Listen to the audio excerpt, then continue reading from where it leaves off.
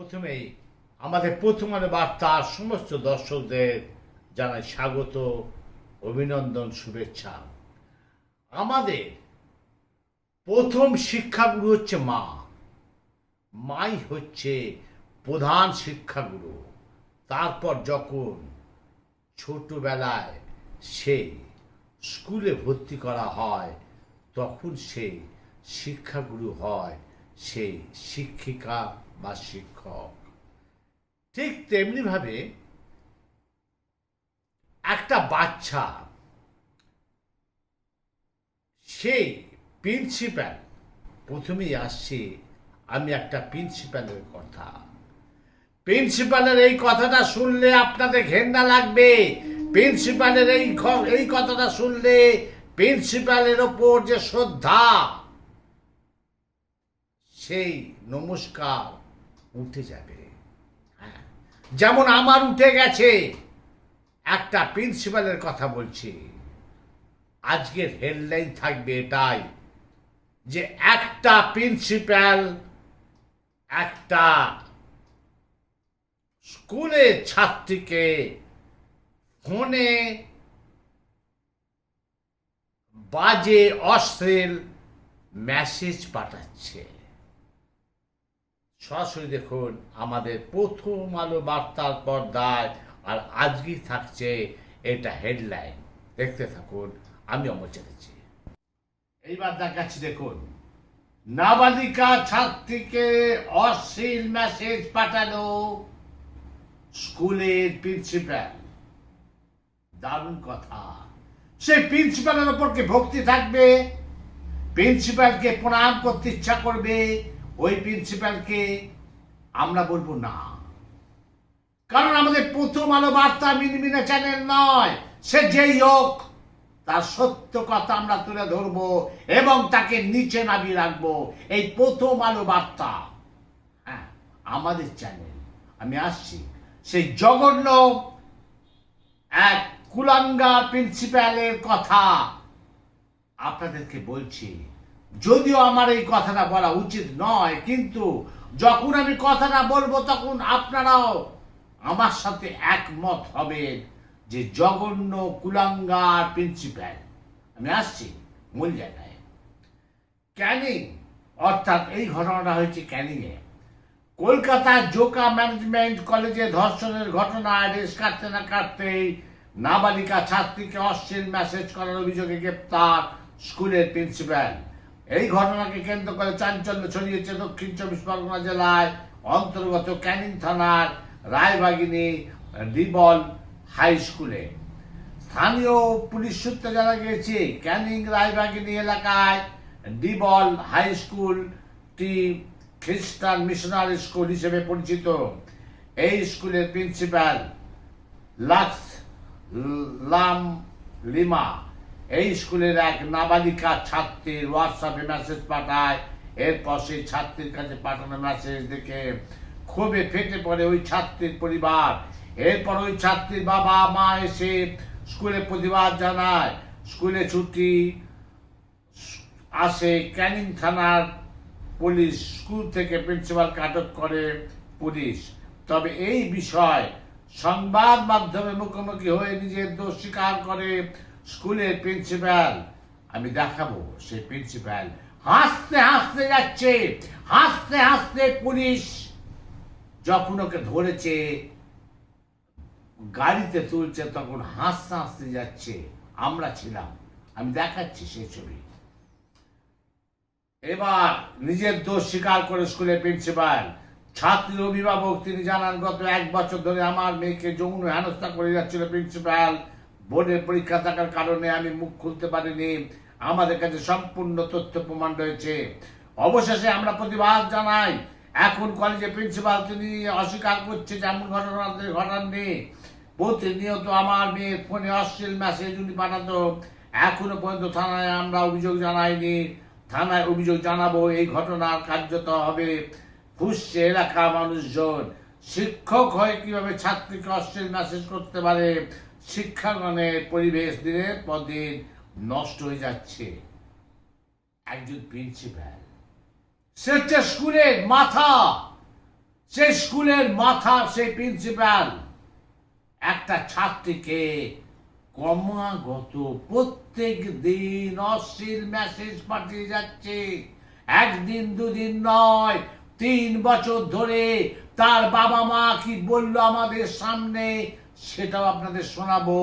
তার বাবা মা এটাই বলল যে স্কুলের পরীক্ষা মেটার পর আমরা তখন যাব, বা স্কুল ছুটির পর যখন স্কুলে ছুটি পড়ে যাবে তখন আমরা এটা প্রিন্সিপালকে ধরবো, কারণ এর আগে করলে হয়তো আমার মেয়েকে ফেল করিয়ে দেবে। দেখুন, আমরা ছিলাম, আমরা সেই ছবি তুললাম প্রিন্সিপালের, এবং প্রিন্সিপাল হাসতে হাসতে পুলিশের গাড়িতে উঠছে। কত বড় জঘন্য এক প্রিন্সিপাল! আপনারা সেটা দেখুন, আর আপনারাও ঠিক আমার মতো মত নেবেন। হ্যাঁ, বাংলাদেশের বেলুন, অবাক হয়ে যাবেন, অবাক করা কাণ্ড। সেই যুদ্ধ পরিস্থিতি চলছে ওই পাকিস্তানের সাথে আমাদের দেশে, আবার তার মধ্যে বাংলাদেশ। সেই একটা বেলুন, এক জোড়া বেলুন এসে পড়ল আমাদের ভারতবর্ষে। কোথায় আমি বলছি, ভাটপাড়া পৌরসভা 32 নম্বর ওয়ার্ডে দিঘির পাড় অঞ্চলে হঠাৎ করে রাস্তার মধ্যে দেখা যায় এক গোছা বেলুন। এই বেলুনের মধ্যে থাকা ব্যানারের মধ্যে লেখা আছে, আমার চোখ জুলাই বিপ্লব, জুলাই গণঅভ্যুত্থান স্মরণে অংশগ্রহণমূলক আইডিয়া প্রতিযোগিতা শুভ উদ্বোধন, যশোর রোড, জেলা পরিষদ, বাংলাদেশ। যদিও এটা পাওয়ার পর অবাক ভাটপাড়া 32 নম্বর ওয়ার্ডের বাসিন্দারা, তারা বুঝে উঠতে পারছে না বাংলাদেশের যশোর লেখা বেলুন কি করে তাদের এখানে আসলো। যদিও তারা অনুমান করছে এটা অন্যরকম ব্যাপার হতে পারে। তারা প্রশাসনকে খবর দিয়েছে, প্রশাসন এসে উদ্ধার করে নিয়ে গেছে বেলুনগুলো। এইবার দেখুন, আপনাদের দেখাচ্ছি ওই ভাটপাড়ার ওই এলাকার লোকেরা কি বলছে। হাতে বেলুন নিয়ে, বাংলাদেশের বেলুন, ভারতবর্ষের পশ্চিমবঙ্গের ভাটপাড়ায় 32 নম্বর ওয়ার্ডে উড়ে এসে পড়ল। সেই দৃশ্য দেখুন আমাদের প্রথম আলো বার্তার কথায়। সামনে 21শে জুলাই, হ্যাঁ, যেটা শহীদ দিবস হিসেবে পালন করা হয় সেই তৃণমূল কংগ্রেসের, সেই 21শে জুলাইকে কেন্দ্র করে এবং প্রচারে গতকাল পুরুলিয়া শহরে রবীন্দ্র ভবনে আয়োজিত হল 21শে জুলাই প্রস্তুতি সভা। পুরুলিয়া জেলা তৃণমূল কংগ্রেসের পক্ষ থেকে এই প্রস্তুতি সভায় উপস্থিত ছিলেন রাজ্যের আইনমন্ত্রী মলয় ঘটক।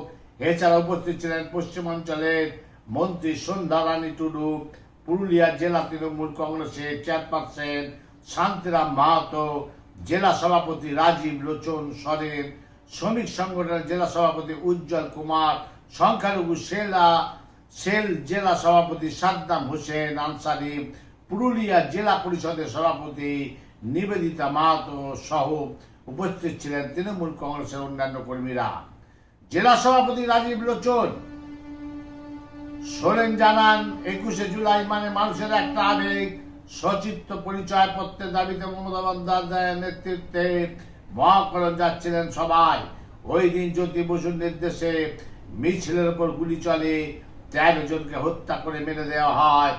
ওই 13 জনের মায়ের কোল খালি হয়ে পড়ে। সেই শহীদদের তর্পণ করতে, তাদের শ্রদ্ধা জানাতে এই বছর 21শে জুলাই প্রস্তুতি সভা হবে। পুরুলিয়া থেকে কর্মীরা রওনা দেবেন। 18 জুলাই থেকে বাসে, ট্রেনে, এছাড়া ছোট ছোট গাড়ির ব্যবস্থা করা হয়েছে। পুরুলিয়া থেকে সে পুণ্যরক্ষিতের সরাসরি দেখুন একদম আমাদের প্রথম আলো বার্তার পর্দা, সেখানে মলয় ঘটক, সেই মন্ত্রী মলয় ঘটক থেকে শুরু করে তৃণমূলের তাবর নেতা নেত্রী 21শে জুলাই সম্পর্কে কি বলল সাধারণ মানুষকে আপনাদের নিয়ে যাচ্ছি সেই রবীন্দ্র ভবনে। সরাসরি দেখুন। এইবার আপনাদের একটা জায়গা দেখাচ্ছি, আপনারা চমকে যাবেন। তবে তার আগে বলছি, সেই জায়গার বিধায়ক কি ঘুমোচ্ছিলেন নাকে সর্ষের তেল দিয়ে? আমি আসছি সেই জায়গায়। ডোমজুর বিধানসভা বাড়ি গ্রাম পঞ্চায়েত একাধিক জায়গায় জমা জলের সমস্যা। মনে হচ্ছে বৃষ্টি জমা জল যন্ত্রণা সেই সাধারণ মানুষের এলাকাবাসী। আসছি সেই জায়গায়। বালি গ্রাম পঞ্চায়েতের একাধিক জায়গায় জল জমে আছে। তো কোথায় রাস্তা শোচনীয় অবস্থা, তার মধ্যে 310 নম্বর পাটে একাধিক জায়গায় নোংরা দুর্গন্ধ জল জমে আছে, আর এর থেকে ছড়াতে পারে নানান ধরনের রোগ। এখানকার বাসিন্দারা একাধিকবার পঞ্চায়েতকে জানিয়েছেন, আর পঞ্চায়েত হবে হবে বলে এখনো এই জমা জলের সমস্যা মেটেনি। সবচেয়ে বড় কথা, যেখানে শ্রীরামপুর সাংসদ কল্যাণ ব্যানার্জি আশ্বাস দিয়ে গেছেন, কিন্তু তারপরেও সেইভাবে কিছু কাজ হয়নি ওখানকার বাসিন্দাদের কথা মতো। যেখানে সরকারের পক্ষ থেকে বারবার প্রচার করা হয় কোথাও জল জমতে দেবেন না, কিন্তু এই রাস্তার গলিতে জল জমে আছে, তা পরিষ্কার করার কোনো বালাই নেই বাসিন্দাদের কথা মতো। তাহলে সরকারের এই জমা জল নিয়ে প্রচার করার কি কোনো মানে আছে? আপনাদের দেখাচ্ছি সেই এলাকার লোকেরা, বয়স্ক মহিলারা, তারা যেতে পারছে না, কেউ অফিস যেতে পারছে না, ছোট ছোট খুদে বাচ্চারা স্কুলে যেতে পারছে না, ভয়ানক পরিস্থিতি। আর সেখানে ডোমজুরের বিধায়ক কি করছে, পঞ্চায়েতের প্রধান কি করছে? আমাদের প্রশ্ন প্রথম আলো বার্তায়। তারা সেই এলাকাবাসী কেন আজ আমাদের কাছে কমপ্লেন করবে? আর আপনাদের সেই ছবিটা দেখাচ্ছি, ডোমজুরের ছবিটা দেখাচ্ছি। সেই একদম তারা বেরোতে পারছে না। আমাদের প্রথম আলোর বার্তার ক্যামেরার পর্দায় কি বলল তারা, সরাসরি শুনুন। তাহলে দেখলেন, ভালো খারাপ সব মিশিয়ে আজকে প্রতিবেদন আমাদের প্রথম আলো বার্তার পর্দায়। তবে আজকের হেডলাইন থাকছে এটাই, যে প্রিন্সিপাল স্কুলে ছাত্রীকে প্রত্যেক দিন অশ্লীল মেসেজ পাঠাচ্ছে।